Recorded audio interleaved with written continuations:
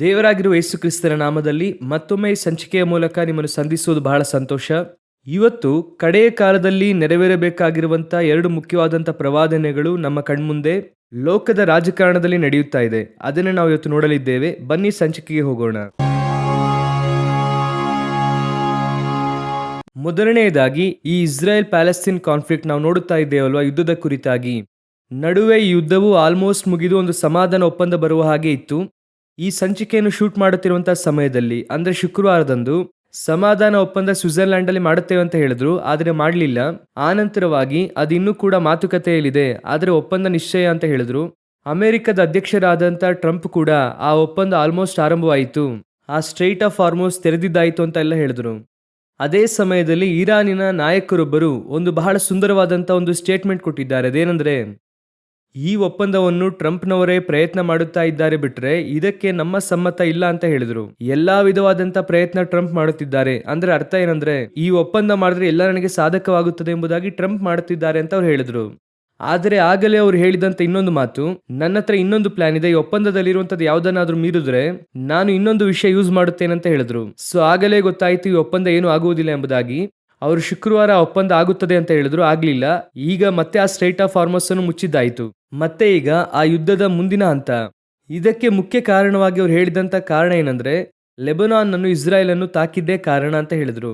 ಆದರೆ ಅದು ಮಾತ್ರವಲ್ಲ, ಅದರೊಂದಿಗೆ ಇನ್ನೂ ಅನೇಕ ಕಾರಣಗಳಿದೆ ಎಂಬುದಾಗಿ ಹೇಳಲಾಗುತ್ತಿದೆ. ಆದುದರಿಂದ ಯುದ್ಧವು ಇನ್ನೂ ಕೂಡ ಮುಕ್ತಾಯಕ್ಕೆ ಬಂದಿಲ್ಲ. ಇದನ್ನೇ ನಾವು ಅನೇಕ ಸಂಚಿಕೆಗಳಿಂದ ಹೇಳುತ್ತಾ ಇದ್ದೇವೆ. ಇದು ಆರಂಭವಾದದ್ದು ಅಕ್ಟೋಬರ್ 7, 2023. ಅಲೆಕ್ಸಾ ಸೈಟ್ಗಾಗಿ ಆರಂಭವಾಯಿತು. ಆ ಬೆಟ್ಟ ಬೇಕು ಅಂತ ಕೇಳಿದ್ರು. ಆ ಬೆಟ್ಟಕ್ಕೆ ಒಂದು ಅಂತ್ಯ ಬರದೆ ಈ ಯುದ್ಧವು ಅಂತ್ಯಗೊಳ್ಳುವುದಿಲ್ಲ. ಸೊ ಈ ಯುದ್ಧ ಈ ರೀತಿ ಹೋಗುತ್ತಿರುವಾಗ ಇದರಲ್ಲಿ ಬಹಳ ಮುಖ್ಯವಾಗಿ ಇನ್ನೊಂದು ಸಂಭವ, ನಾವಿದನ್ನೊಂದು ಪ್ರತ್ಯೇಕ ಪಾಯಿಂಟ್ ಆಗಿ ಇದರ ಕುರಿತು ನೋಡಬೇಕು. ಟ್ರಂಪ್ ಬಹಳ ಮೋಸಕರವಾದಂಥ ಒಂದು ಸ್ಟೇಟ್ಮೆಂಟ್ ಅನ್ನು ಅವ್ರು ಹೇಳಿದ್ದಾರೆ. ಅದನ್ನೇ ನಾವು ಮುಂದೆ ನೋಡುವಂತ ಬಹಳ ಮುಖ್ಯವಾದ ಸ್ಟೇಟ್ಮೆಂಟ್. ಟ್ರಂಪ್ ಏನ್ ಹೇಳಿದ್ದಾರೆ ಅಂದರೆ, ಇದನ್ನು ನಾವೀಗಾಗಲೇ ಟ್ರಂಪ್ ಕುರಿತಾಗಿ ಅನೇಕ ಹೇಳಿದ್ದೇವೆ. ಅಂದ್ರೆ ಈ ಟ್ರಂಪ್ನ ಈ ಸೆಕೆಂಡ್ ಫೇಸ್ ಇದೆಯಲ್ವಾ, ಮೊದಲ ಫೇಸ್ ಅಲ್ಲಿ ನೋಡುವುದಾದ್ರೆ ಅವರು ಬಂದು ಹಾಗೆಯೇ ಇಸ್ರಾಯೇಲರಿಗೆ ಬೆಂಬಲವಾಗಿ ನಿಂತು ಎಲ್ಲಾ ಕಾರ್ಯವನ್ನು ಮಾಡಿದ್ದು ನೋಡಿದ್ವಿ. ಅಂದ್ರೆ ಯೆರೂಸಲೇಮ್ ರಾಜಧಾನಿಯಾಗಿ ಮಾಡಿದರವರೆಗೂ. ಸೆಕೆಂಡ್ ಫೇಸ್ ಅಲ್ಲಿ ನೋಡುವುದಾದರೆ ಸ್ವಲ್ಪವಾಗಿ ಅವರಲ್ಲಿ ಆಂಟಿ ಕ್ರೈಸ್ಟ್ ನ ಆ ಸ್ವಭಾವ ಪ್ರಕಟವಾಯಿತು. ನಾವು ಅನೇಕ ಸಾರಿ ಹೇಳಿದ ಹಾಗೆ ಇವತ್ತು ಹೇಳುತ್ತೇವೆ, ಅವರು ಆಂಟಿ ಕ್ರೈಸ್ಟ್ ಅಲ್ಲ, ಆ ಆಂಟಿ ಕ್ರೈಸ್ಟ್ ಸ್ವಭಾವ ಪ್ರಕಟವಾಯಿತು ಅನೇಕ ವಿಷಯದಲ್ಲಿ. ಆ ವಿಗ್ರಹ ಸ್ಥಾಪಿಸಲ್ಪಟ್ಟಿದ್ದಾಗಿರಬಹುದು. ಈಗ ಅವರು ಒಂದು ಬಹಳ ಮುಖ್ಯವಾದಂತ ವಿಷಯವನ್ನು ಹೇಳಿದ್ದಾರೆ. ಏನೆಂದರೆ, ನಾನು ಇಲ್ಲ ಅಂದಿದ್ರೆ ಇಸ್ರಾಯೇಲ್ ಎನ್ನುವಂತ ದೇಶವೇ ಇರ್ತಿರ್ಲಿಲ್ಲ, ಇಷ್ಟೊತ್ತಿಗೆ ಅದನ್ನು ಬಾಂಬ್ ಔಟ್ ಮಾಡ್ತಿದ್ರು. ಇವತ್ತು ಇಸ್ರಾಯೇಲ್ ಇದೆ ಅಂದ್ರೆ ಅದಕ್ಕೆ ಸಂಪೂರ್ಣ ನಾನೇ ಕಾರಣ. ಇದು ಸಂಪೂರ್ಣವಾಗಿ ಬಡಾಯಿ ಕೊಚ್ಚಿಕೊಳ್ಳುವಂತಹ ಬಾಯಿ. ಪ್ರಕಟಣೆಯ ಪುಸ್ತಕ 13:5. ಅದೇ ರೀತಿಯಾಗಿ ದಾನಿಯೇಲನ ಪುಸ್ತಕ 7ನೇ ಅಧ್ಯಾಯದಲ್ಲಿ ನೀವು ಓದುವುದಾದರೆ, ಆಂಟಿ ಕ್ರೈಸ್ಟ್ ನ ಸ್ವಭಾವಗಳಲ್ಲಿ ಒಂದು ಬಡಾಯಿ ಕೊಚ್ಚಿಕೊಳ್ಳುವಂತ ಬಾಯಿ. ಇವರು ಸಂಪೂರ್ಣವಾಗಿ ಏನ್ ಹೇಳಿದ್ದಾರೆ ಅಂದ್ರೆ, ನಾನಿಲ್ಲ ಅಂದ್ರೆ ಇಸ್ರಾಯೇಲ್ ಇಲ್ಲ, ನಾನಿರುವುದರಿಂದಲೇ ಇನ್ನೂ ಕೂಡ ಇಸ್ರಾಯೇಲ್ ದೇಶ ಅಲ್ಲಿದೆ ಎಂಬುದಾಗಿ ಹೇಳಿದ್ದಾರೆ. ಇದು ಆಂಟಿ ಕ್ರೈಸ್ಟ್ ಮಾಡುವಂತ ಬಹಳ ಮುಖ್ಯವಾದ ವಿಷಯ. ಏನು ಮಾಡಲಿದ್ದಾನೆ ಅಂದರೆ, ಬರುವಂತಹ ರಾಜ್ಯದಲ್ಲಿ ಈ ಇಸ್ರಾಯೇಲ್ ಅಲ್ಲಿ ದೇವಾಲಯವನ್ನು ಕಟ್ಟುವುದಕ್ಕೆ ಒಂದು ಸಹಾಯ ಮಾಡುತ್ತಾನೆ ಅಂತ ನೋಡುತ್ತೇವೆ. ಆ ದೇವಾಲಯವನ್ನು ಕಟ್ಟಿ ಅವನ ಒಂದು ವಿಗ್ರಹವನ್ನು ಅಲ್ಲಿ ಇಡಬೇಕೆಂಬುದಾಗಿ ಅವನು ಹೇಳುತ್ತಾನೆ. ಇದು ನಮಗೆ ಪ್ರಕಟಣೆಯ ಪುಸ್ತಕ 13ರಲ್ಲೂ ಇದೆ, ದಾನಿಯೇಲನ ಪುಸ್ತಕ 11ನೇ ಅಧ್ಯಾಯದಲ್ಲೂ ಇದೆ. ಸೊ ವಿಗ್ರಹ ಇಡಬೇಕು, ಲೋಕವೇ ಅವನನ್ನು ದೇವರೆಂದು ಹೇಳುತ್ತದೆ. ಆಗ ಇವನು ತನ್ನ ವಿಗ್ರಹ ಇಡಬೇಕೆಂದು ಹೇಳುತ್ತಾನೆ, ಆದರೆ ಆ ಸ್ಥಳದಲ್ಲಿ ವಿಗ್ರಹ ಇಡುವುದಿಲ್ಲ. ಆಗಲೇ ಮಹಾ ಉಪದ್ರವ ಇಸ್ರಾಯೇಲ್ಗೆ ಆರಂಭವಾಗುತ್ತದೆ ಎಂದು ನೋಡುತ್ತೇವೆ. ಹೇಗೆ ಬೆಂಬಲವಾಗಿದ್ದವನು ಹಾಗೆ ಆಪೋಸಿಟ್ ಆಗಿ ಇಸ್ರಾಯೇಲರಿಗೆ ಮಾರ್ಪಡುತ್ತಾನೆ ಎಂದು ಬೈಬಲ್ ಹೇಳುತ್ತದೆ. ಆ ಒಂದು ಸ್ವಭಾವ ಈಗ ಟ್ರಂಪ್ ನಲ್ಲಿ ಪ್ರಕಟವಾಗಿದೆ. ಈ ಎಲ್ಲಾ ಕಾರ್ಯಗಳನ್ನು ನೋಡುವುದಾದರೆ ಅವರು ಇಸ್ರಾಯೇಲ್ಗೆ ವಿರುದ್ಧವಾಗಿ ಅನೇಕ ಸ್ಟೇಟ್ಮೆಂಟ್ಸ್ ಅನ್ನು ಕೊಡುವುದಕ್ಕೆ ಆರಂಭಿಸಿದ್ದಾರೆ. ಅಂದರೆ ಈಗ ಈ ಯುದ್ಧದ ಸಮಯದಲ್ಲಿ ಇಸ್ರಾಯೇಲರಿಗೆ ಒಂದು ವೇಳೆ ನಾನು ಇಲ್ಲದೇ ಇದ್ದಿದ್ರೆ ಇಸ್ರಾಯೇಲ್ ಅಧ್ಯಕ್ಷರು ಬೆಂಜಮಿನ್ ನೆತನ್ಯಾಹುವನ್ನು ಇಷ್ಟೊತ್ತಿಗೆ ಹಿಡಿದು ಒಳಗಿಡುತ್ತಿದ್ರು ಅಂತ ಹೇಳಿದ್ದಾರೆ. ಸೊ ಟ್ರಂಪಿನ ಈ ಒಂದು ಸ್ಟೇಟ್ಮೆಂಟ್ಸು ಸರಿನಾ? ಇಸ್ರಾಯೇಲ್ಗೆ ಟ್ರಂಪ್ನ ಬೆಂಬಲ ಇಲ್ಲದಿದ್ರೆ ಆಗಲ್ವಾ? ಅನೇಕರು ಇಸ್ರಾಯೇಲಿಗೆ ಅಮೆರಿಕ ತಾನೇ ಬೆಂಬಲ, ಅಮೆರಿಕ ಎನ್ನುವಂಥದ್ದು ಇಲ್ಲ ಅಂದ್ರೆ ಇಸ್ರಾಯೇಲ್ ಇಲ್ಲವೇ ಇಲ್ಲ, ಆ ರೀತಿ ಹೇಳುತ್ತಾರೆ. 1948ರವರೆಗೂ ಅಮೆರಿಕ ಎನ್ನುವಂಥ ಒಂದು ದೇಶವು ಶಕ್ತಿಶಾಲಿ ರಾಷ್ಟ್ರವಾಗಿ ಇರಲಿಲ್ಲ. ಈಗ 1918ರಲ್ಲಿ ಬಾಲ್ಫರ್ ಡಿಕ್ಲರೇಷನ್ ಆಗುವಾಗ ಅಮೆರಿಕ ಇರಲಿಲ್ಲ. ಆ ಡಿಕ್ಲರೇಷನ್ಗೆ ಸೈನ್ ಹಾಕಿದ್ದು ಇಂಗ್ಲೆಂಡ್. ಸರಿ, ಅದಕ್ಕೂ ಮುನ್ನ ನೀವು ತೆಗೆದು ನೋಡಿರಿ, ಬೈಬಲ್ ಪೂರ್ತಿಯಾಗಿ ತೆಗೆದು ನೋಡಿರಿ. ನಾನು ಹೇಳುತ್ತಿರುವುದು ಇಸ್ರಾಯೇಲ್ ಎನ್ನುವಂತ ಒಂದು ದೇಶ ರೂಪಿಸಲ್ಪಟ್ಟ ಅಂದಿನಿಂದ, ಅಂದ್ರೆ ಅವರು ಹೊರಟು ಯೆಹೋಶುವನ ನಾಯಕತ್ವದಲ್ಲಿ ಬಂದಾಗಿನಿಂದ ಅವರಿಗೆ ಬೆಂಬಲವಾಗಿ ನಾನಿಲ್ಲದೆ ಯಾರು ಇಲ್ಲ ಎಂಬುದಾಗಿ ಹೇಳುವಂತೆ ದೇವರು ಬಿಡುವುದೇ ಇಲ್ಲ. ನೀವು ನೋಡುವುದಾದ್ರೆ ಗಿದ್ಯೋನನಿಂದ ನೀವು ತೆಗೆದುಕೊಳ್ಳಿರಿ, ಯಾರನ್ನು ಬೇಕಾದ್ರೂ ತೆಗೆದುಕೊಳ್ಳಿ, ನಾನೇ ಅವರಿಗೆ ಬೆಂಬಲವಾಗಿ ನಿಂತಿದ್ದೇನೆ, ನಾನೇ ಅವರಿಗೆ ಸಹಾಯ ಮಾಡುತ್ತೇನೆ, ಅವರು ಒಂಟಿಯಾಗಿಲ್ಲ, ನಾನಲ್ಲದೆ ಅವರಿಗೆ ಬೇರೆ ಯಾರು ಕೂಡ ಸಹಾಯ ಮಾಡುವುದಕ್ಕಾಗಲ್ಲ ಎನ್ನುವಂಥದ್ದನ್ನು ದೇವರು ರಿಜಿಸ್ಟರ್ ಮಾಡುತ್ತಲೇ ಬರುತ್ತಾರೆ. ನಾನೊಬ್ಬನೇ ನಿಮ್ಮೊಂದಿಗೆ ಇದ್ದೆ, ಇದು ಹಾಗೆ ನಡೆಯುತ್ತಲೇ ಬರುತ್ತದೆ. ಆನಂತರವಾಗಿ ನೀವು ನೋಡುವುದಾದ್ರೆ ಈಗ ನಮ್ಮ ಕಾಲಘಟ್ಟದಲ್ಲಿ ನೋಡುವುದಾದರೆ 1918ರ ನಂತರ ಬಾಲ್ಫೋರ್ ಡಿಕ್ಲರೇಷನ್ ನಂತರವಾಗಿ ಸ್ವಲ್ಪವಾಗಿ ಇಸ್ರಾಯೇಲರು ರೂಪಿಸಲ್ಪಟ್ಟ ನಂತರ 1948ರ ನಂತರ ವಿಶ್ವಸಂಸ್ಥೆಯಲ್ಲಿ ತೀರ್ಮಾನ ಮಾಡುವಾಗ ಎಲ್ಲಾ ದೇಶದವರು ತೀರ್ಮಾನಿಸಿದ್ರು, ಬೆಂಬಲ ನೀಡಿದ್ರು, ಇಸ್ರಾಯೇಲ್ ರೂಪಿಸಲ್ಪಟ್ಟಿತು. ಅದು 1948 ಮೇ 15 ಒಂದು ಯುದ್ಧ. ಹೆಚ್ಚು ಕಮ್ಮಿ 7 ದೇಶಗಳು ಇಸ್ರೇಲ್ಗೆ ಅಗೇನ್ಸ್ಟ್ ಆಗಿ. ಅವತ್ತು ಬಹಳ ದೊಡ್ಡ ಶಕ್ತಿಶಾಲಿ ರಾಷ್ಟ್ರವಾಗಿದ್ದದ್ದು ಇಂಗ್ಲೆಂಡ್ನವರು ತನ್ನ ಟ್ಯಾಂಕ್ಸ್ ಅನ್ನು 700 ಟ್ಯಾಂಕ್ ಅನ್ನು ಜೋರ್ಡಾನ್ಗೆ ಕೊಟ್ಟು ಹೋಯಿತು. ಕಾರಣ ಅಲ್ಲಿಂದ ತಗೊಂಡು ಇಂಗ್ಲೆಂಡ್ಗೆ ಹೋಗಕ್ಕಾಗಲ್ಲ ಎಂದು. ಅದಿನ್ನೂ ಪ್ರತ್ಯೇಕ ದೇಶವಾಗೇ ಇತ್ತು. ಆ ದೇಶ ರೂಪಿಸಲ್ಪಟ್ಟು ಇನ್ನು 1 ದಿನ ಮಾತ್ರ ಆಗಿತ್ತು. ಆಗ ಇಸ್ರೇಲ್ಗೆ ಬೆಂಬಲವಾಗಿದ್ದುದು ಯಾರು? ಚೆನ್ನಾಗಿ ಗಮನಿಸಿ ನೋಡಿದ್ರ ಅವರ ದೇವರಾಗಿರುವ ಕರ್ತನು. ಅದ್ಭುತ ಸೂಚಕ ಕಾರ್ಯಗಳಿಂದ. ಅಷ್ಟು ಮಾತ್ರವಲ್ಲ, ಅದಾದ ನಂತರ ಇಲ್ಲಿಯವರೆಗೂ ಎಲ್ಲಾ ಯುದ್ಧಗಳಲ್ಲೂ ಕೂಡ ಇಸ್ರೇಲ್ ಜಯಿಸಿದೆ. ಒಂದು ಯುದ್ಧದಲ್ಲೂ ಕೂಡ ಇಸ್ರೇಲ್ ಸೋತಿಲ್ಲ. ಇದಕ್ಕೆ ಕಾರಣ ಅಮೆರಿಕ ಅಲ್ಲ, ಅಮೆರಿಕದ ಅಧ್ಯಕ್ಷರುಗಳಲ್ಲ, ಇಸ್ರಾಯೇಲ್ಯರ ದೇವರಾಗಿರುವ ಕರ್ತನು. ಇದು ಇಸ್ರಾಯೇಲರಿಗೆ ಗೊತ್ತಾಗಬೇಕು. ಇಸ್ರಾಯೇಲ್ಯರು ಅದು ಈ ಕಡೆಯ ಕಾಲದಲ್ಲಿ ಅವರು ಟ್ರಂಪ್ ಅನ್ನು ಅಧಿಕವಾಗಿ ನಂಬುವುದಕ್ಕೆ ಆರಂಭಿಸಿದ್ದಾರೆ. ಇದಕ್ಕೂ ಮುಂಚೆ ಇದ್ದಂತ ಜೋ ಬೈಡನ್ ಆಗಿರಬಹುದು, ಅದಕ್ಕೂ ಮುಂಚೆ ಇದ್ದಂತ ಬೆರಾಕ್ ಒಬಾಮಾ ಆಗಿರಬಹುದು, ಇವರೆಲ್ಲ ಒಂದು ಲಿಮಿಟೆಡ್ ಅಲ್ಲಿ ಮಾತ್ರ ಇದ್ರು. ಅದು ಒಳ್ಳೆಯದು, ಯಾಕಂದ್ರೆ ಇಸ್ರಾಯೇಲರು ಸಂಪೂರ್ಣವಾಗಿ ದೇವರನ್ನು ನಂಬಿದ್ದಂತ ಕಾಲ ಅದು. ಒಂದು ಪೀರಿಯಡ್ ಅಲ್ಲಿ ಇಸ್ರಾಯೇಲ್ನರು ಒಂದು ಬೋರ್ಡ್ ಹಾಕಿದ್ರು, ಬೆನ್ ಗುರಿಯನ್ ಏರ್ಪೋರ್ಟ್ ಆಚೆ. ನಾನು ಹೇಳುತ್ತಿರೋದು ಒಂದು 30-40 ವರ್ಷಗಳ ಹಿಂದೆ ಒಂದು ಬೋರ್ಡ್ ಇಟ್ಟಿದ್ರು. ಆ ಬೋರ್ಡ್ ಅಲ್ಲಿ ಏನಿತ್ತು ಅಂದ್ರೆ, don't worry America, we are with you ಎಂಬುದಾಗಿ ಹಾಕಿದ್ರು.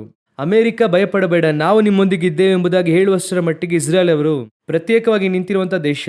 ಇವತ್ತು ಇಸ್ರಾಯೇಲರಿಗೆ ನಾನು ಬಿಟ್ಟರೆ ಬೇರೆ ಯಾರು ಇಲ್ಲ ಎಂಬುದಾಗಿ ಟ್ರಂಪ್ ಹೇಳಿರುವಂತ ಸ್ಟೇಟ್ಮೆಂಟು ಟ್ರಂಪಿನ ಬೀಳುವಿಕೆಗೆ ಬಹಳ ಮುಖ್ಯವಾದ ಕಾರಣವಾಗಲಿದೆ.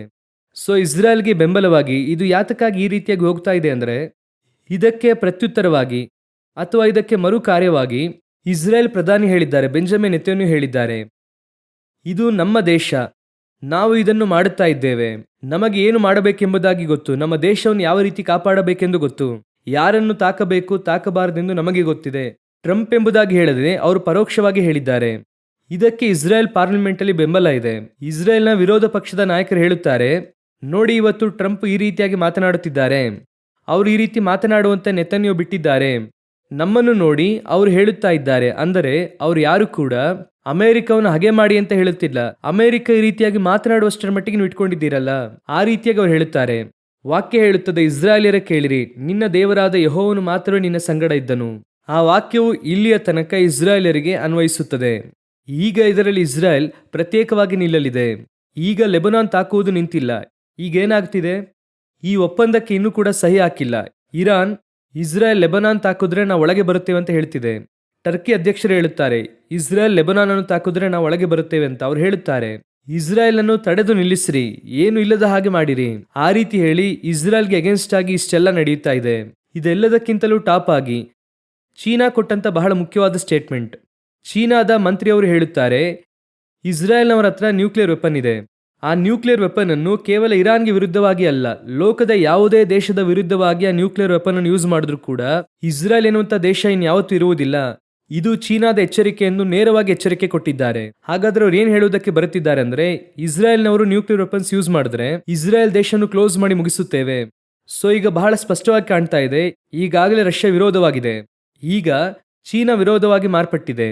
ಈಗ ಅಮೆರಿಕದ ಅಧ್ಯಕ್ಷರು ಕೂಡ ಪ್ರತ್ಯೇಕವಾಗಿ ಅವರು ವಿರೋಧಿಸುತ್ತಿದ್ದಾರೆ. ಇಷ್ಟೆಲ್ಲ ಸಾಲದ ಇರಾನ್ ಇಂತಹ ದೇಶಗಳೆಲ್ಲವೂ ಕೂಡ ವಿರೋಧಿಸುತ್ತಾ ಇದೆ. ಇದೆಲ್ಲ ಸೇರಿ ಏನಾಗುತ್ತದೆ ಎಂಬುದಾಗಿ ಕೇಳುವುದಾದರೆ, ಇಸ್ರೇಲ್ ದೇಶಕ್ಕೆ ಅಗೇನ್ಸ್ಟ್ ಆಗಿ ಒಂದು ದೊಡ್ಡ ಗುಂಪೆ ರೂಪಿಸಲ್ಪಡುತ್ತಾ ಇದೆ. ಅಷ್ಟು ಮಾತ್ರವಲ್ಲದೆ ಯುರೋಪ್ ಯೂನಿಯನ್ ಅಲ್ಲೂ ಕೂಡ ಇಸ್ರೇಲ್ಗೆ ಅಗೇನ್ಸ್ಟ್ ಆದಂತಹ ಪರಿಸ್ಥಿತಿಯೇ ಉಂಟಾಗುತ್ತಾ ಇದೆ. ಇದುವೇ ಇಸ್ರೇಲ್ ಕರ್ತನ ಕಡೆಗೆ ತಿರುಗುವಂತಹ ಕಾಲ.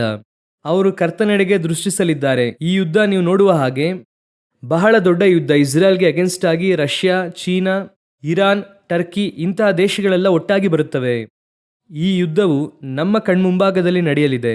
ಅದಕ್ಕಿಂತ ಮುಂಚೆ ನಡೆಯುವಂತಹ ಆ ಇಸ್ರೇಲ್ ದೇಶವನ್ನು ಪ್ರತ್ಯೇಕಿಸುವಂತಹ ಆ ಪರಿಸ್ಥಿತಿ ರೂಪಿಸಲ್ಪಡುತ್ತಿದೆ. ಆದ್ರೆ ಯುದ್ಧ ಬರುವಾಗ ಇಸ್ರೇಲ್ಗೆ ಬೆಂಬಲ ನೀಡುವಂತ ದೇಶ ಬರುತ್ತವೆ. ಯಾಕಂದ್ರೆ HKL 38ರಲ್ಲಿ ಇಸ್ರೇಲ್ಗೆ ಬೆಂಬಲ ನೀಡುವಂತ ದೇಶಗಳಿದೆ, ಅದು ಬರುತ್ತದೆ.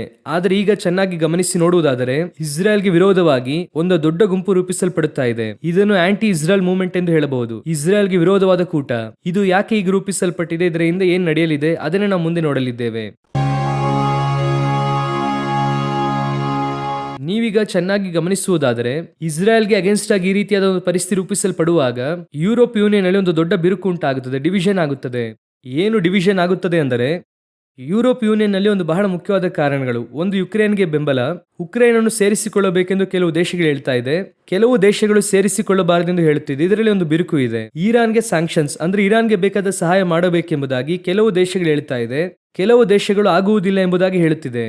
ಅಷ್ಟು ಮಾತ್ರವಲ್ಲದೆ ಇಸ್ರಾಯೇಲ್ಗೆ ಆ ಬೆಂಬಲ ನೀಡುವಂತದರಲ್ಲಿ ಕೆಲವು ದೇಶಗಳು ಬೆಂಬಲ ನೀಡುತ್ತಾ ಇದೆ, ಕೆಲವು ದೇಶಗಳು ವಿರೋಧಿಸುತ್ತಾ ಇದೆ. ಅದೇ ರೀತಿ ರಷ್ಯಾಗೆ ಬೆಂಬಲ ನೀಡುವುದರಲ್ಲಿ ಯುರೋಪ್ ಯೂನಿಯನ್ ನಲ್ಲಿ ಕೆಲವು ದೇಶಗಳು ಬೆಂಬಲ ನೀಡುತ್ತಾ ಇದೆ, ಕೆಲವು ದೇಶಗಳು ವಿರೋಧಿಸುತ್ತಾ ಇದೆ. ಇದು ಎರಡು ಕಾರ್ಯಗಳನ್ನು ಮಾಡುತ್ತವೆ. ಒಂದು, ಈ ಮೂರನೇ ಯುದ್ಧವು ಸ್ಫೋಟಿಸುವಾಗ ಕೆಲವು ದೇಶಗಳು ರಷ್ಯಾದೊಂದಿಗೆ ಹೋಗಬಹುದು ಯುರೋಪ್ ಯೂನಿಯನ್ ಇಂದ, ಕೆಲವು ದೇಶಗಳು ಯುರೋಪ್ ಯೂನಿಯನ್ ಒಂದಿಗೆ ನಿಲ್ಲಬಹುದು. ಎಲ್ಲಾ ಮುಗಿದು ಇದೇ 10 ದೇಶಗಳ ಐಕ್ಯತೆ ಹಾಗೆ ಮತ್ತೆ ಯುರೋಪ್ ಯೂನಿಯನ್ ರಿಫಾರ್ಮ್ ಆಗುತ್ತದೆ. ಅದೇ ಯೂರೋ ಬರುತ್ತದೆ, ಎಲ್ಲ ಬರುತ್ತದೆ. ಆದ್ರೆ ಈಗ ಏನಾಗುತ್ತದೆ ಅಂದ್ರೆ ಎಲ್ಲವೂ ಯುರೋಪ್ ಯೂನಿಯನ್ ಕಂಟ್ರೋಲ್ ತೆಗೆದುಕೊಳ್ಳುವ ಹಾಗೆ ಒಂದು ದೊಡ್ಡ ಶಕ್ತಿಶಾಲಿ ರಾಷ್ಟ್ರವಾಗಿ ನಿಲ್ಲುತ್ತದೆ. ಫಸ್ಟ್ ಇದು ನಡೆಯುತ್ತದೆ. ಎರಡನೆಯದಾಗಿ ಇಸ್ರಾಯೇಲ್ಗೆ ವಿರೋಧತ್ವ, ನಾನು ಹೇಳ್ದೆ ಅಲ್ವಾ, ಲೋಕಾದ್ಯಂತ ಇಸ್ರಾಯೇಲ್ನ ಆಂಟಿಸೆಮಿಟಿಕ್ ಎಂದು ಹೇಳುತ್ತಾರೆ, ಅದು ರೂಪಿಸಲ್ಪಡುತ್ತಿದೆ.